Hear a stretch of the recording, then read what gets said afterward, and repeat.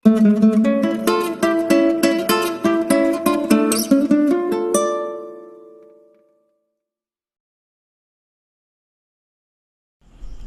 Students, আশা করি তোমরা সবাই খুব ভালো আছো।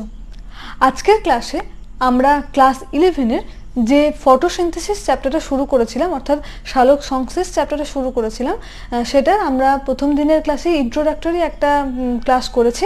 আজকের থেকে আমরা বাকি ক্লাসগুলো কন্টিনিউ করব।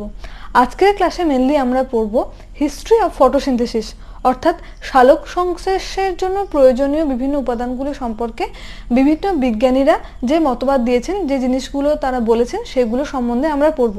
আজকে আমরা 6 জন বিজ্ঞানীর সম্বন্ধে পড়ব। তো শুরু করা যাক আজকের ক্লাসটা। প্রথমে দেখো যে বিজ্ঞানী Stephen Hales discovered that green plants require Sunlight for their nutrition. ঠিক আছে, তিনি কি বলেছেন যে সবুজ উদ্ভিদদের নিউট্রিশনের জন্য, অর্থাৎ নিউট্রিশনটা কিভাবে হবে, ফটোসিনথেসিসের মাধ্যমে খাদ্য তৈরি করলে তবে হবে। তো অর্থাৎ আমরা বলতে পারি যে ফটোসিনথেসিস করার জন্য সানলাইট অর্থাৎ সূর্যালোকের দরকার, এই কথাটা বলেছেন বিজ্ঞানী স্টিফেন হেলস। ঠিক আছে, নেক্সট আমরা পড়ব বিজ্ঞানী জোসেফ প্রিস্টলের কাছে চলে আসি আমরা। তো তিনি কি বলেছেন দেখি। Joseph Priestley demonstrated that green plants purify the foul air produced by burning of candle and convert it into pure air.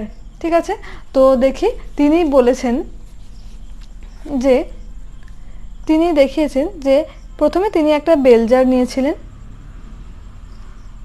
ঠিক আছে, বেলজার নিয়েছিলেন এরকম। সেখানে কি হয়েছে, সেখানে তিনি একটি ক্যান্ডেল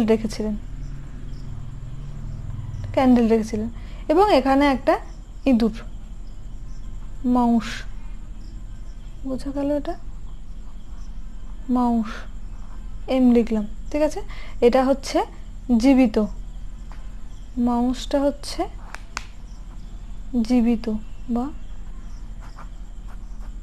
লিভিং মাউসটা। খানিকক্ষণ পর দেখা গেল কি যে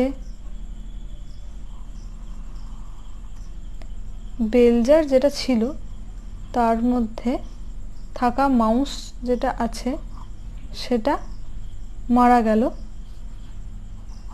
এটা ডেড। এবং এখানে যে মোমবাতিটা যেটা ছিল সেটাও কিন্তু আর জ্বলছে না। ঠিক আছে, এটা হলো। এবং নেক্সট দেখি, এরপর এটা একটা হলো এক্সপেরিমেন্ট। তিনি আরও করেছেন, তিনি আরও বলেছেন যে বেলজারের মধ্যে এরপর দেখো কি করেছে, তিনি এই যে ক্যান্ডেল যেটা ছিল, মোমবাতি যেটা ছিল সেটা তো জ্বলছে, এখানে মাউসও আছে, সাথে তিনি এখানে একটা গাছ রাখলেন। ঠিক আছে, কি গাছ, এনসিইআরটিতে তোমরা পেয়ে যাবে। এখানে হচ্ছে একটা মিন্ট গাছ, এরকম এরকম করে আঁকছি মোটামুটি। ঠিক আছে, বোঝানোর জন্য এখানে একটা তিনি গাছ রেখেছেন। ঠিক আছে, এখানে একটা গাছ রাখলেন, এটা প্ল্যান্ট, এটা মাউস বা ইঁদুর, এটা হচ্ছে ক্যান্ডেল। ঠিক আছে, খানিকক্ষণ পর তিনি অবজার্ভ করলেন যে এই বেলজারের মধ্যে যেমন ক্যান্ডেলটা জ্বলছে সেটা জ্বলছেই, মাউস যেটা ছিল সেটা এখানে লিভিং ছিল, এখানেও লিভিংই আছে, অর্থাৎ জীবন্তই আছে এটা, এবং গাছটা তো আছেই, যেটা মিন্ট গাছ বললাম সেটা। ঠিক আছে, তাহলে এর থেকে কি বোঝা গেল যে এইখানে এই ক্যান্ডেলটা থেকে, অর্থাৎ মোমবাতি জ্বলার সময়তে এখান থেকে কিছু নিশ্চয়ই খারাপ, এখানের বায়ুটা নিশ্চয়ই দূষিত হয়ে গেছিল, সেজন্য এই ইঁদুরটি এখানে মারা গেছে। অর্থাৎ আমরা জানি যে এখানে মোমবাতি জ্বলে সেখানে কার্বন ডাই অক্সাইডের পরিমাণ এখানটায় বেড়ে গেছে, তো সেজন্য এই মাউসটা কার্বন ডাই অক্সাইডের পরিমাণ বেশি হওয়ার জন্য মাউসটা মারা গেছে। এবং এখানে আমরা যখন দেখলাম যে এই বেলজারের মধ্যে একটা মিন্ট গাছ এখানে রাখা হয়েছে, তখন কি দেখা গেল যে এখানে মাউসটা কিন্তু জীবন্ত।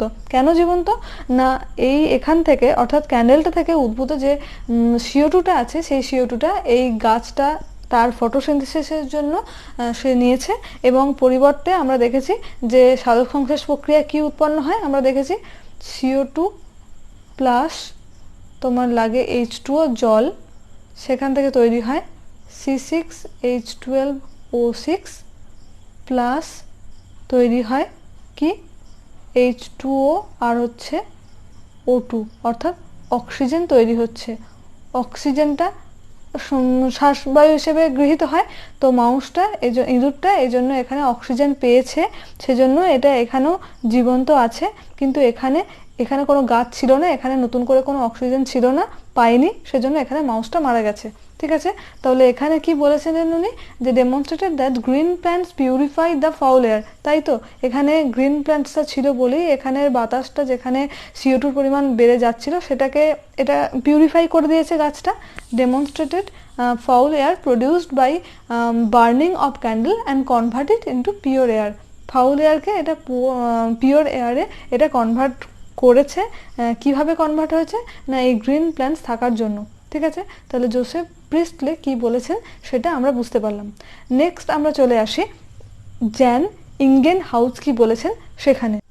Gen Ingenhousz concluded by his experiment that green plants purify noxious air only during the day in presence of sunlight, অর্থাৎ জ্যান ইঙ্গেনহাউস বলেছেন যে এই সবুজ উদ্ভিদগুলো এই যে দূষিত বায়ু সেটাকে পিউরিফাই করছে অনলি দিনের বেলায় প্রেজেন্স অফ সূর্যালোকের উপস্থিতিতে।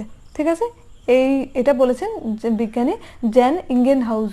জোসেফ প্রিস্টলে কি বলেছিলেন, জ্যান ইঙ্গেনহাউস কি বলেছিলেন, তারপরে আরও যারা আছে তারা কি বলেছিলেন, এগুলো সবই আমাদের এনসিইআরটিতে আছে। জোসেফ প্রিস্টলে, ইঙ্গেনহাউস, এগুলো তোমরা পাবে 207 নাম্বার পেজে এনসিইআরটি। তোমাদের কাছে যদি থাকে তোমরা একটুখানি মিলিয়ে নিতে পারো। বেশ, নেক্সট আমরা চলে আসি জুলিয়াস ভন স্যাক, এই বিজ্ঞানী তিনি কি বলেছেন। Julius von Sachs demonstrated that first visible product of photosynthesis is starch। তাহলে এই ফটোসিনথেসিস অর্থাৎ সালোক সংশ্লেষের সময় প্রথম উৎপন্ন যে পদার্থ সেটা হচ্ছে স্টার্চ বা শ্বেতসার। He also showed that chlorophyll is confined to the chloroplast, অর্থাৎ ক্লোরোপ্লাস্টের মধ্যেই ক্লোরোফিল থাকে। ঠিক আছে, যেটা সালোক সংশ্লেষের জন্য সালোক সংশ্লেষের জন্য প্রয়োজনীয়। ঠিক আছে, নেক্সট আমরা চলে আসি T.W. ইঙ্গলম্যান, তিনি কি বলেছেন। এনার কথা আমরা পেয়ে যাব এনসিইআরটির 208 পাতায়। T.W. ইঙ্গলম্যান showed that chloroplast was the seat of photosynthesis in the cell, অর্থাৎ একটা কোষের মধ্যে কোথায় হচ্ছে না, ক্লোরোপ্লাস্টে হচ্ছে এই ফটোসিনথেসিস প্রক্রিয়াটা। এবং তিনি অর্থাৎ T.W. Engelmann discovered the role of different wavelengths, বিভিন্ন তরঙ্গদৈর্ঘ্যের আলো যে সালোক সংশ্লেষ প্রক্রিয়ার জন্য কতটা উপকারী, সেই তাদের বিভিন্ন তরঙ্গদৈর্ঘ্যের আলোর যে রোল সেটা সম্পর্কে তিনি বলেছেন। Wavelengths of light on photosynthesis and plotted the first action spectrum. ঠিক আছে, এই ব্যাপারটা হচ্ছে বিজ্ঞানী T.W. ইঙ্গলম্যান বলেছেন। Cornelius van Nil demonstrated that some bacteria use H2S instead of H2O in the process of photosynthesis।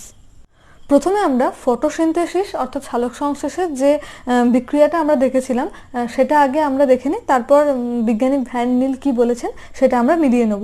তো আমরা জানি যে ফটোসিনথেসিসের সময় কি কি লাগে, CO2, তার সঙ্গে লাগে H2O। ঠিক আছে, CO2 এবং H2O, এরপর লাগে এখানে সানলাইট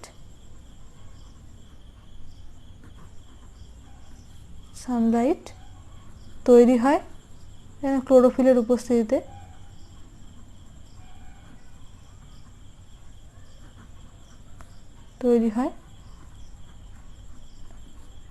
এটা হচ্ছে যে শ্বেতসার বা স্টার্চ যেটা, আর তৈরি হয় আমাদের H2O এবং O2। এই হচ্ছে আমাদের ফটোসিনথেসিসের যে মেন রিয়াকশনটা যেটা সেটা। তো এখানে মেনলি গ্রিন প্ল্যান্টসদের ক্ষেত্রে এই H2O যেটা সেটা কি হয় না H2 এর Hটা হচ্ছে তোমার H2টা H ডোনার হিসেবে কাজ করে। দেখো এই Hটা এর সঙ্গে যুক্ত হয়ে এখানে একটা স্বেচ্ছা তৈরিতে সাহায্য করেছে এবং আরেকটা হচ্ছে এখানে জল তৈরি হয় সেখানে সাহায্য হয়েছে এবং H2ওটা অক্সিডাইজ টু O2 এবং H ডোনার হিসেবে কাজ করে হচ্ছে এই H2O। তাহলে আমরা লিখতে পারি যে এখানে গ্রিন প্ল্যান্টসদের ক্ষেত্রে H2ওটা H ডোনার হিসেবে কাজ করে এবং যেটা অক্সিডাইজড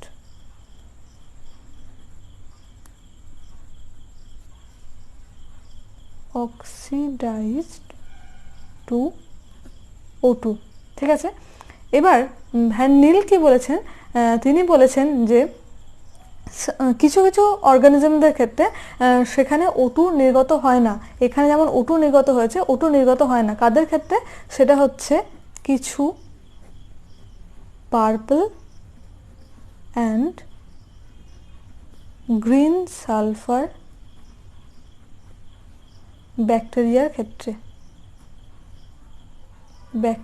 ক্ষেত্রে। এদের ক্ষেত্রে কি দেখা যায়? এদের ক্ষেত্রে H2 এর পরিবর্তে H2S দেখতে পাওয়া যায়। তাহলে এখানে বিক্রিয়াটা দেখি, এখানে যেমন আমরা দেখেছিলাম CO2 প্লাস H2O, এখানে আমরা দেখব CO2 প্লাস H2S। ঠিক আছে, এখান থেকে কি তৈরি হবে? এখানে কার্বোহাইড্রেট তৈরি হবে,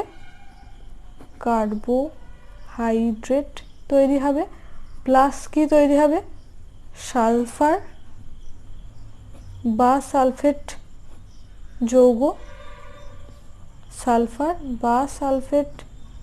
যৌগ প্লাস H2O, কারণ এখানে H2টা তৈরি হচ্ছে প্লাস O2, কারণ এখানে H2O ছিল, এখানে H2S সেহেতু এখানে H2টা যেমন আছে তার সঙ্গে সালফার বা সালফেট ঘটিত যৌগ। ঠিক আছে, যে ভ্যান নীল কি বলেছিলেন, তিনি van Niel demonstrated that some bacteria অর্থাৎ purple and green sulphur bacteria তারা ইউজ H2S, এরা H2S ইউজ করছে instead of H2O in the process of photosynthesis. ঠিক আছে, এর আরও পরে রেডিও আইসোট্রপিক টেকনিক দ্বারা এটা আরও প্রমাণিত হয়। তো ভ্যান নীল কি বলেছেন সেটা আমরা বুঝতে পারলাম।